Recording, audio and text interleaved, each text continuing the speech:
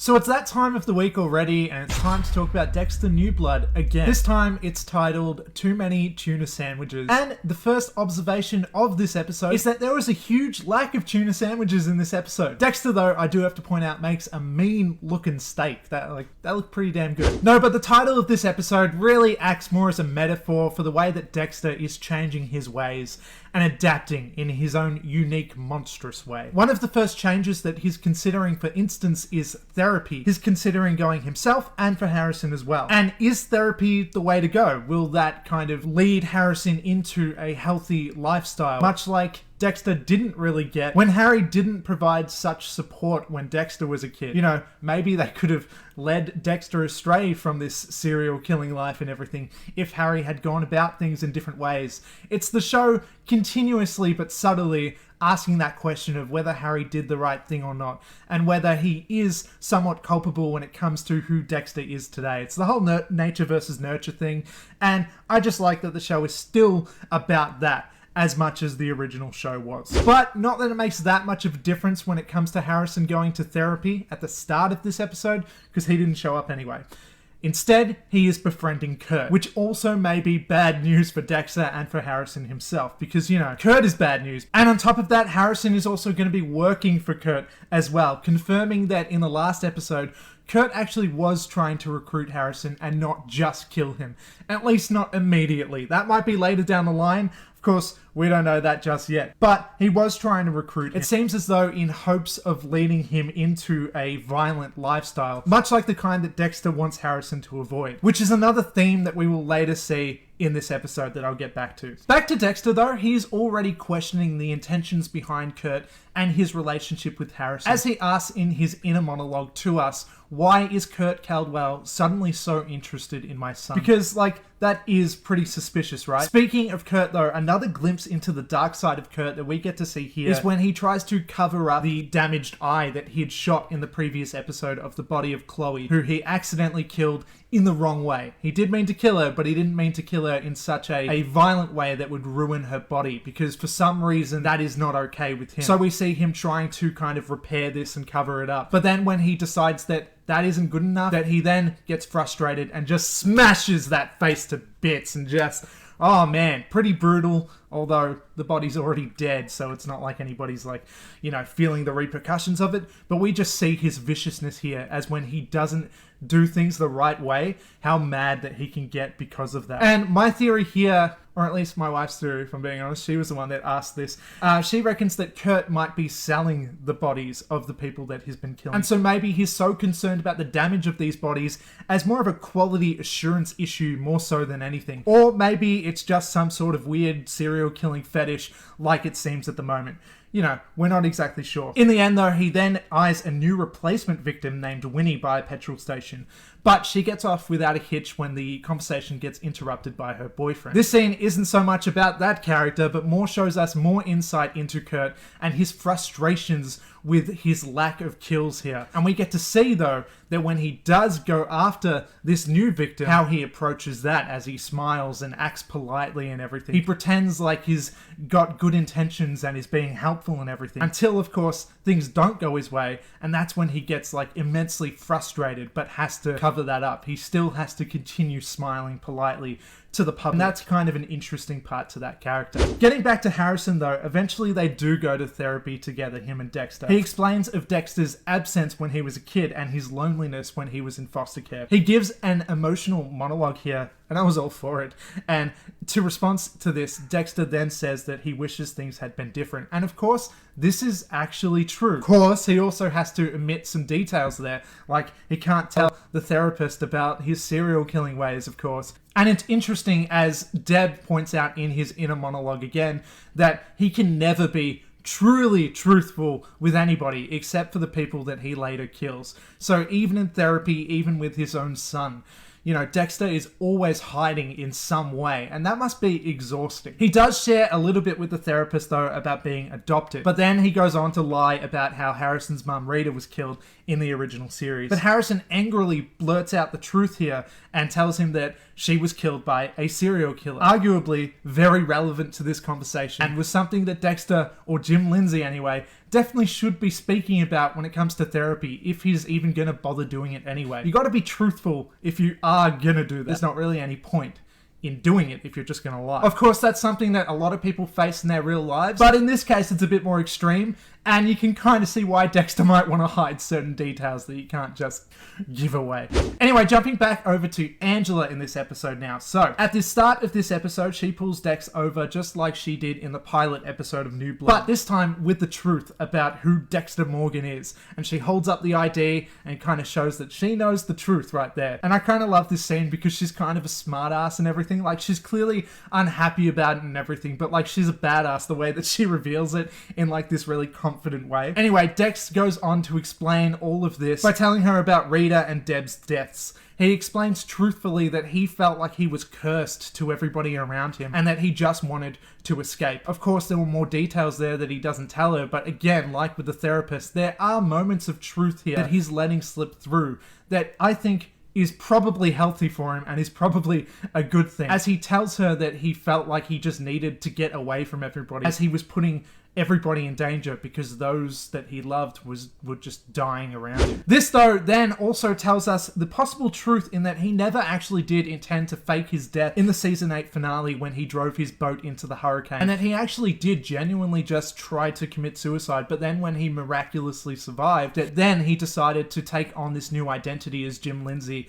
and go live off the grid away from Miami. And that is a lingering question that we'd had since the original series' ending, that this show didn't really explore just yet, and that the original show never really definitively answered. Now, he could be lying, but I definitely believe this here, and I think that that really shows this kind of broken side to Dexter that, you know, well, we do often see a broken side to Dexter, but it makes him look just more human, I suppose. It makes you understand him a little bit more, and it makes that season 8 finale that much more tragic. Jesus Christ. Anyway, getting way off topic, one small scene that I did want to mention in this episode that I really enjoyed was when Logan was telling Dexter his, like, just generic ass relationship advice about what he should do with Angela, and he sits there like he's so proud of it. Like, his advice just basically amounts to, like, you should listen to her and be nice and whatever. Like, it's just stuff like that. It's just, like, obvious stuff and whatever, and I just love how he sits there all proudly smiling and everything. And also, another just genuinely fantastic moment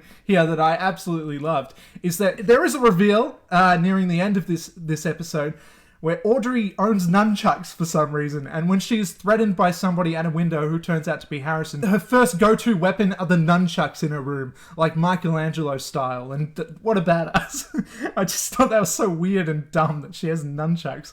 Anyway, let's get back on track and talk serious stuff. Let's jump to Molly Park now. Molly wants to suss out Kurt with a wire, but Angela declines, so she goes about investigating him in her own way. It's clear here that Molly is here to stay, and Dexter can see that as he starts to get a bit concerned that maybe she's onto him. She does run a successful podcast about serial killers after all, so, you know, it's kind of a valid concern. And also, on top of that, she's also bound to have pictures of Dexter somewhere, like on her computer, I'm telling you. In her research of the Trinity Killer and the Bay Harbor Butcher, who seemingly is Dokes, surely she saw a picture of Dexter Morgan somewhere. I just feel like maybe in the back of her mind she hasn't realized it yet, or maybe she has, but I feel like she has some sort of information about Dexter Morgan and that nobody else quite realizes just yet. That's gotta be the case, right? Anyway, though, we then later go on to find, as he listens to the conversation between her and Kurt as she's sussing him out, that no, she isn't really after Dexter, at least at the moment. She really is suspicious of Kurt, which we already knew, but this confirms that for Dexter, as he listens to their conversation about the imposter of Matt that they saw in New York in the last episode. Kurt explains this away by saying that, yes, that dude was an imposter, but Matt is still alive and is hiding away somewhere, and we can go check that place out. I'll take you right there and you can talk it out with him there. And Kurt's plan here is, of course, to try and be discreet and lead Molly to his creepy-ass motel place that we've seen him bring various women to, and then later kill so far throughout this series. He instructs her to not tell anybody where he's going because they have to keep the secret as to where Matt is, which I guess makes sense but it still feels like she's a total dumbass, especially when we consider the fact that she runs, like I said, this successful podcast about serial killers called Mary Fucking Kill, and then she doesn't realize that, you know, Kurt's like gonna kill her right in this moment. Like, sure, she does pull out some pepper spray and everything. She's somewhat prepared, but it still feels like such a stupid moment of her just willingly walking into that creepy ass, like, basically murder dungeon. It's like, what are you doing, man? Kurt's plan here is to not only take out somebody who is potentially suspicious of him, but also to replace Chloe, the body that he damaged in the previous episode that I mentioned earlier. Molly can be the new victim. But before he can get to her though and take her out and kill her in the very specific way that he needs to, Dex comes in for the rescue and just kind of barges into the door, and it's awkward as fuck, as there's not really any reason for him to be there. Like, they question him, what were you doing and everything, and he just says, I don't know, I was driving around, basically. He then walks into the door that Matt was supposedly in, that Kurt was planning to trap Molly into, and he just loudly observes everything in the room while in his monologue going on about how there's a camera over there and there's this over there, and it's very suspicious. He then sees a bath and he questions, what the hell is it with serial killers and bathtubs? As then he speaks out loud and says, jacuzzi, nice. He walks out the door and he brings Molly with him, and Kurt is left once again, with a lack of a kill right there. He's just constantly getting like blue balls or whatever it is that they say, where he's just getting frustrated because like nothing is going right for him right now. He just can't get that one kill that he wants. Anyway, jumping back over to Harrison now in this episode, Harrison confides in Audrey and confesses that Ethan wasn't the first person that hurt him. He'd hurt some other just drifter or whatever back in the day who tried to touch him inappropriately and all that stuff. Again, another case of self-defense, so this doesn't exactly incriminate him, but it's still another aspect to his character, as he mentions that he's constantly thinking about hurting everyone in his life. Audrey here, though, continues to be supportive, and they have sex! What's wrong with sex? Don't you say that word! What? Sex! What's so unappealing about hearing your elderly father talk about sex? I had sex! Anyway, yeah, Harrison and Audrey get it on. And he tells Dexter about this. No, he doesn't tell Dexter about this, sorry. That would have been weird. Angela finds them, takes him home, and then Dexter finds out. Dexter then thinks to himself that he's kind of happy that he doesn't have to have the birds and the bees conversation. And I thought that was kind of weird, because it's like, do you realize how old Harrison is here? I'm pretty certain he knows what sex is, my guy. I just thought that was kind of funny. You know, sex isn't exactly what Dexter's interested in, especially during the first half of the original series. Like, that was just not in any way on his mind. And so, yeah, that maybe has something to do with it. He was a late bloomer, you know? Anyway, now Harrison is wrestling at the end of the episode. And Dexter kind of questions to himself and thinks, normal people are so strange, as he questions how the crowds around him are all cheering and everything for teenagers to literally commit acts of violence on each other. This all culminates, though, when Harrison eventually breaks the other kid's arm, and the crowd goes wild and everything, and obviously this is not a good thing, especially when Harrison has these dark tendencies that Dexter's so worried about, and this dark side of him has gone very public in this small moment here. After this moment, Kurt is also there watching this wrestling match, and he tells him that he's done like such a good job and that he's proud of him and everything.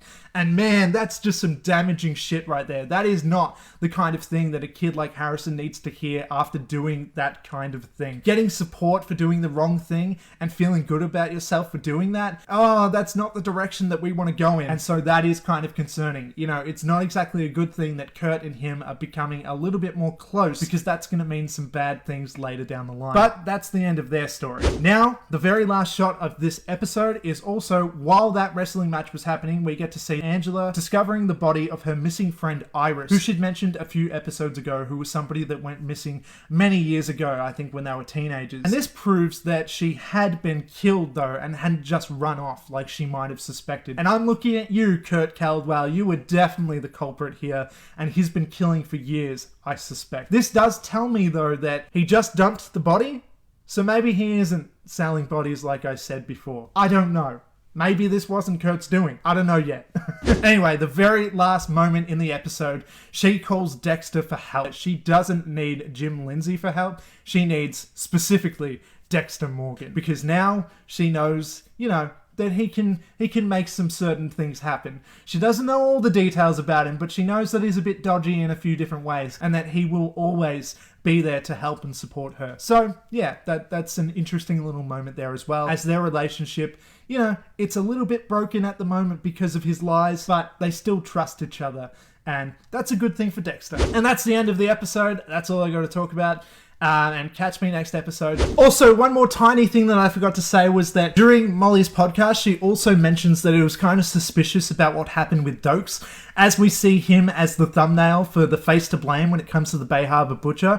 But she puts things together and realizes that he wasn't in town, he wasn't in Miami when some of those murders happened. And also his sudden death was very suspicious, as he was like about to get caught and everything. And that just some things don't quite add up with that. So no, she doesn't quite know that it was Dexter, we don't think at the moment, but, you know, it's another sign that she's getting just that little bit closer, and that, you know, things are going on in the back of her mind when it comes to this stuff. That's all, just wanted to mention that. So thanks for watching. Please do the things, the YouTuber things, you know what they are and all that stuff, and I'm outie.